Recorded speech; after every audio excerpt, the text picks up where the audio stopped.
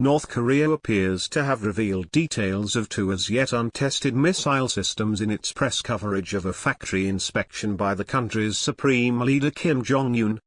Photographs released by KCNA state news agency to go with a report on Mr. Kim's visit to a facility at the Academy of Defense Sciences facility show wall charts describing the missiles, called Song-13 and Puk-Song-3. Song-13 appears to be a three-stage ICBM, intercontinental ballistic missile, while the chart showing Puk-Song-3, although largely obscured by officials, is an submarine-launched ballistic missile, SLBM.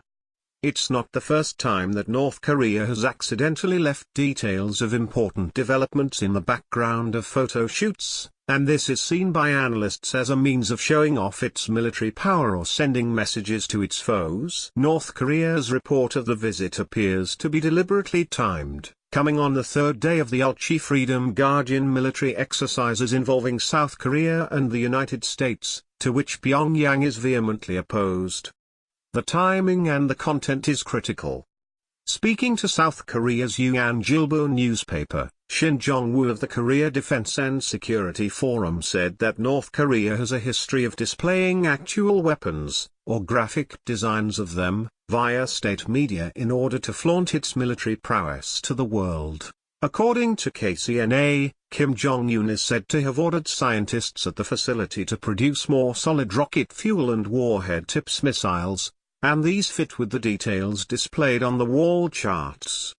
Unlike the liquid-fueled Song-14 missile which North Korea tested in July, Song-13 appears to be a three-stage solid-fuel rocket, while the solid-fueled Puk-Song-3 is a longer-range version of the Puk-Song-1 and -2 missiles which were tested in 2016.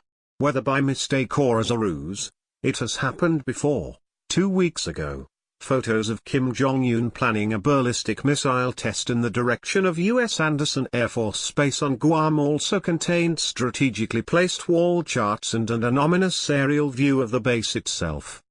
The message here is clear. Pyongyang is telling Washington that American military power in the region is in their sights. But it could all have been an elaborate bluff, Seoul's Chosun Ilbo newspaper says. The paper says that the aerial photo of the Guam base is 6 years old and publicly available on the Google Earth mapping service. North Korea has no facilities of its own to obtain satellite imagery. Pyongyang has used this intimidating tactic at a time of heightened tensions before, such is the cyclical nature of North Korean crises.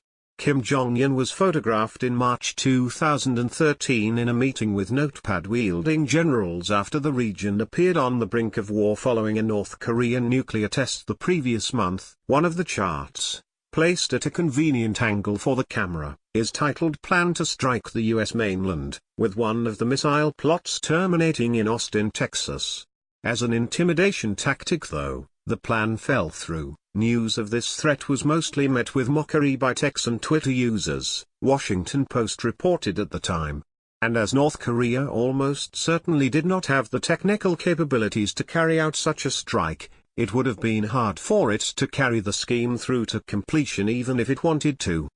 While accidentally or purposely placed maps and charts give North Korea watchers clues to the messages that North Korea is trying to send to the outside world, it's what Pyongyang doesn't show in its news reporting that can be just as revealing.